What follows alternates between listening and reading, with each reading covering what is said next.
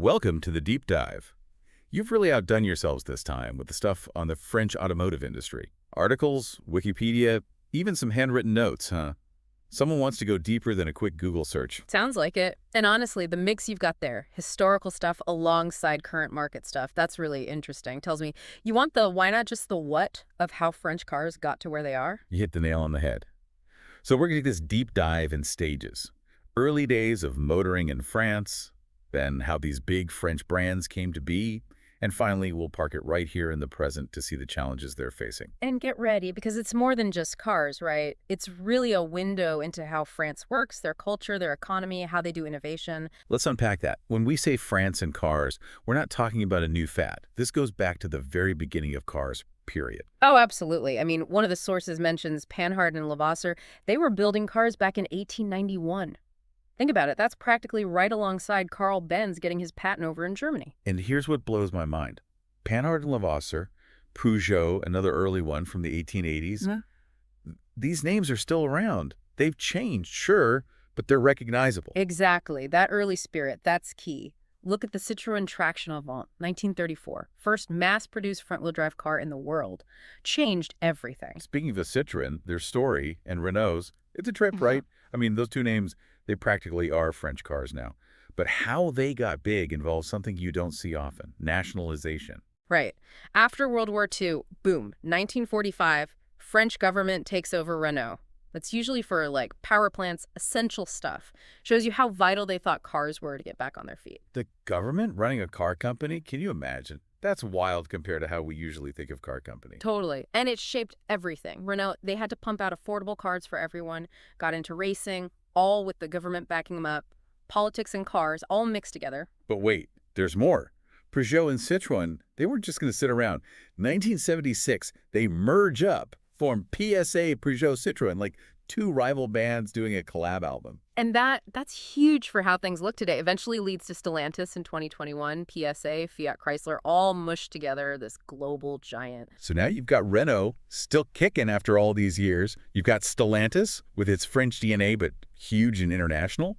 And then there's Bugatti. Bugatti, man. You say that name, everyone pictures something specific, right? Yeah. Million-dollar hypercars, all about speed, luxury. Crazy to think they're part of this story, even though Volkswagen Group owns them now. Bugatti's the outlier, though. Yeah. Right? I mean, they're, for billionaires, the rest of French cars, at least historically, it's always been about practicality, getting you from A to B efficiently. Interesting contrast. Totally. Bugatti's a niche thing, while Renault, Stellantis, they're making cars for the everyday person. But it does make you think, how does Bugatti, even under foreign ownership, still feel French? It's that design, that performance. It's wild, right? These French car companies, how they went from those early days to these huge names. But being big and being historic doesn't mean it's smooth sailing, especially now. They've got 21st century problems to deal with. Oh, for sure. And you know, as cool as Bugatti is, it's really Renault and Stellantis that are the heart of this. They're the ones navigating this crazy car market, just like everyone else. And one thing that pops up a lot in this stuff you sent, it's the Asian car makers. They are everywhere and doing really well. Seems like no one's immune to that. Nope. Toyota, Hyundai, they've really changed the game. Reliable, good on gas, that's what people want. Puts pressure on the old guard, the French included. Globalization, changing tastes, the whole deal. And then the EV thing. Like the whole car world is holding its breath to see what happens next. But I'm curious, for France, what does this electric shift really mean? They've been so into diesel for so long. Huge point. France, they're diesel diehards, way more than, say, the US where it's all gasoline. But now, emissions targets, gotta go green, it's a crossroads for sure. You know, I really hadn't thought about it, how big diesel was for them. It's like part of their car DNA that's being challenged now. Absolutely. And they have to adapt. We're talking huge money into new tech, building charging stations, rethinking everything, especially when you see that note you sent about French car production actually going down. Right. Like, what gives? Is that just a temporary thing, part of the global stuff, or is it uniquely French, this dip? Makes you wonder. Honestly, it's tough to say for sure. Probably a bit of everything. Asian competition, EVs are expensive to make. Maybe even how people buy cars is changing in ways we don't fully get yet. Shows you, right. You can't just look at cars being made. Got to look at everything else going on, too. Yeah. But still, even with all that, French cars, they just hit different, you know. 100%. And that's what makes this deep dive fun. Despite everything, French car makers, they've got their own thing. Always loved those small, efficient cars. Makes sense, right? Their lifestyle, cities, being green. Like those classics we talked about, the 2CV, the Renault 4, they're practically French icons. Small, quirky, perfect for zipping around those tiny streets. Exactly. They weren't just cars, they were a whole vibe. And that connection, that feeling, it's still there, even with all this change happening. So we've gone from the first French cars, through all those big names merging and shaking things up, and here we are, facing the future. What does it all mean for French cars? Can they still be unique when the whole world's going electric, self-driving, all that? The million-dollar question, right? And it's like, looking back at what France has gone through with cars, it's almost like they've got some advantages. They know efficiency, cars are part of their culture, they've always innovated, even if it was a lot of diesel. But now, it's not about the past so much, it's about this whole new territory. So about that future.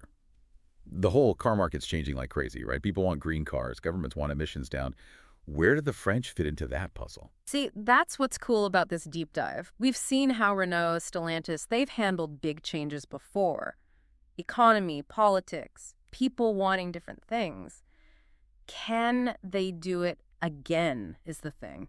It's funny, when I think French car, it's always small, good on gas, whether it's diesel or our gasoline. Yeah. Can they take those designs and make them work for EVs? Exactly, and that's where it gets really interesting. Are we going to see, like, electric 2CVs zipping around all modern but still small and cool? Or does electric mean they have to completely reinvent themselves? Quicker in the road, isn't it?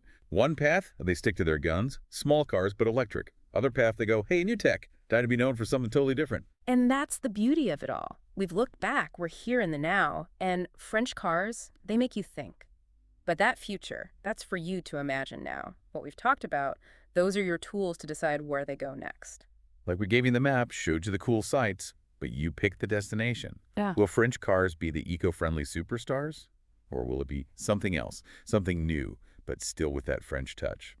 Who knows? Hopefully this deep dive, it's given you a feel for how complex it all is, how we got here, and just how exciting and kind of mysterious that road ahead is. Thanks for exploring with us. Catch you next time for another deep dive.